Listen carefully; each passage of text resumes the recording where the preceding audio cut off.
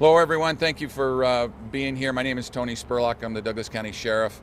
I want to share a little bit of information about a shooting that occurred here at the Lincoln Station at the RTD parking structure last night around 10:40.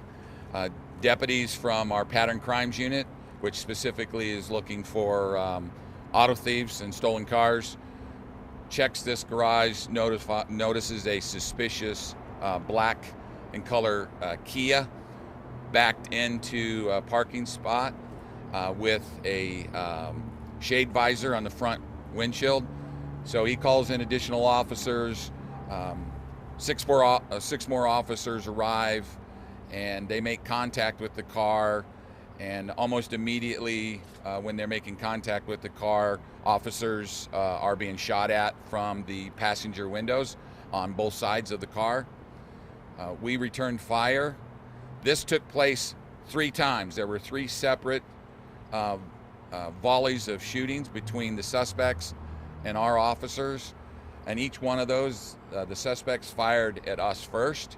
On all of those, we do have a small snippet from the body-worn camera. We're going to try to get to you all here very shortly that depicts the initial contact with our deputies. We don't have an exact round count right now, but probably roughly in the neighborhood between the two, there were about 35 rounds fired between the suspects and our deputies. One of our deputies, he is fine. He was hit with glass in the face from the driver's side window, and he was also miraculously, a bullet goes through the sleeve of his shirt, and you can see that where it went through his shirt. He was not hit by any bullets. He was just hit by glass, and he was treated and released at a local hospital here in Lone Tree. The suspects have been identified. We're not releasing any information on them as of yet. We have not notified next of kin. I can tell you that they were in a stolen car out of Pueblo. I can tell you that both of them had warrants for their arrest related to auto theft and theft. Also, one of the suspects was an attempt to locate by the Denver Police Department, armed and dangerous, for questioning for another shooting that took place in the Denver metro area in the last 3 months. This is, again, is another one of the things that law enforcement across the metro area are seeing every day. Stolen cars, suspects in the stolen cars armed, and they're engaging police officers around the metro area. Our officers were very, very lucky last night that something didn't happen more dangerous to them. The individuals engaged us first, and then we returned fire. And as I said, both of those individuals were deceased, were killed here in their car while they were shooting at our officers. I'm available for a few questions. It is being investigated right now through the 18th Judicial District Critical Incident Response Team. Detectives from the Aurora Police Department are the lead on the investigation right now, and I suspect that will take some time for them to complete it. They're still working on the scene right now. So were the suspects sitting in the car behind that visor that you described, with the car running? So the car was not running. To the best of my knowledge, I do not believe that it was running, but they were in the front seat, the car, passenger and driver seat. They had a shade visor on the front, and then the side windows were extremely dark tint, so the officers could not see inside, but they knew there was someone inside there because they could see the car moving. So there were 2 people in the car, the driver's side, passenger side, all both in front. Yes. And they both opened fire. Yes, so both the driver and the passenger opened fire on our deputies out their side windows, and then we engaged them through the front window and the side windows as well. So just 2 people in the car? Just 2 people in the car. And you said, what was the initial contact that your deputies had with the car? So the deputies were looking for stolen vehicles. They pull on this vehicle. They notice it had no license plates on it. There's a clue.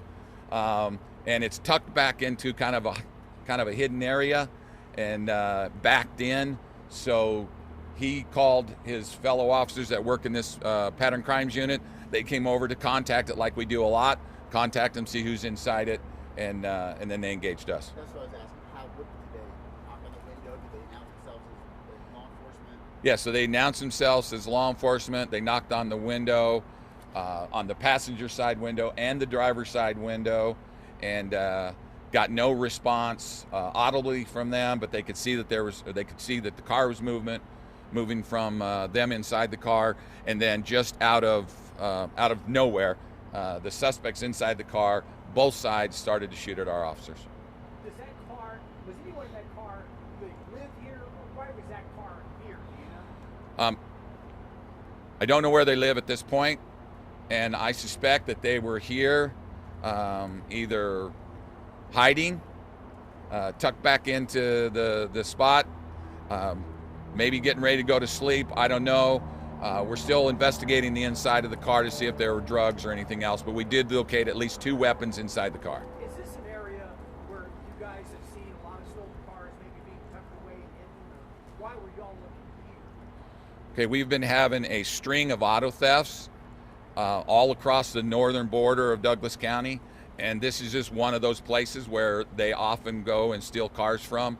Also hospital parking lots, big business parking lots, and so this unit's specifically designed to go after people that are stealing cars. And what's the name of that unit again, please? Pattern Crimes Unit. What kind of guns did you recover? I'm not releasing the information on the guns, but I will tell you that we did find 2 weapons in the car. And did all 6 of your deputies return fire? Yes, all 6 deputies returned fire. They're all on leave today by our protocol, on administrative leave, while the CIRT investigation, and then the deputy that was injured, obviously at home. Were they all wearing body cameras, all 6 of them? Yes, they were, and we're going to try to get the best snippet for you all, and we'll get that through KUSA Hyde and the PIO, and we'll get that information sent to you.